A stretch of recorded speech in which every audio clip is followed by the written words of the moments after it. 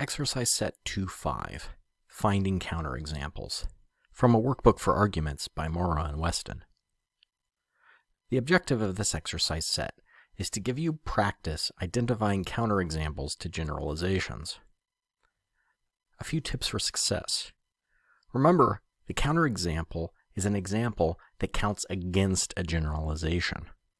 Consider the generalization, all birds fly, from our earlier video. It's a generalization about birds. It says that all members of this group, birds, can fly. A counterexample to that generalization would be a bird that can't fly. Penguins are a counterexample to the generalization. So are ostriches. And so, unfortunately for them, were dodo birds. In order to decide whether something is a counterexample to a particular generalization, you'll need to think about the same questions you asked yourself in exercise sets 2.1 and 2.2. What type of thing is the generalization about, and what does the generalization say about this type of thing? A counterexample must be the right type of thing. If your generalization is about birds, your counterexample needs to be about a bird.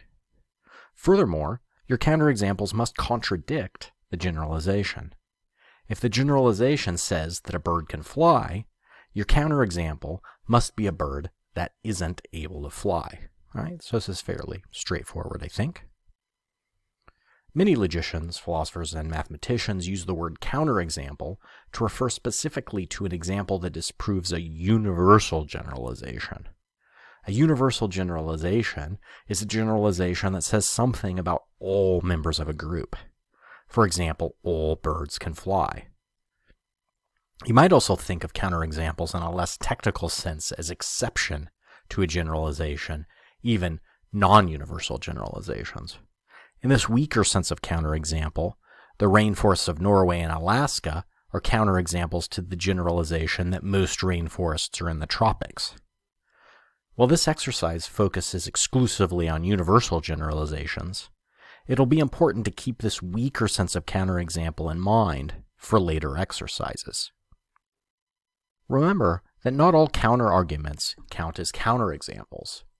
A counterargument to a generalization is just any argument for thinking that the generalization is false. A counterexample has to be an example of a member of the relevant group that's an exception to the generalization. For example, my history teacher told me that there was a U.S. president who never married, is a counterargument to the generalization that all U.S. presidents have been married. However, it's not a counterexample. The only counterexample to that generalization is James Buchanan, the 15th president of the United States, the only president who never married. Here are the instructions for this exercise. Try to find counterexamples to each of the generalizations below. If there are no counterexamples, say so. Okay, our sample. All major world leaders have been men. Okay, what would be a counterexample to this? We need a major world leader who is not a man. Here's an example. German Chancellor Angela Merkel is a major world leader, and she's a woman. All right, maybe you came up with a different example. It would still work. All Hollywood movie stars are native English speakers. Okay, so we need a Hollywood movie star that's not a native English speaker.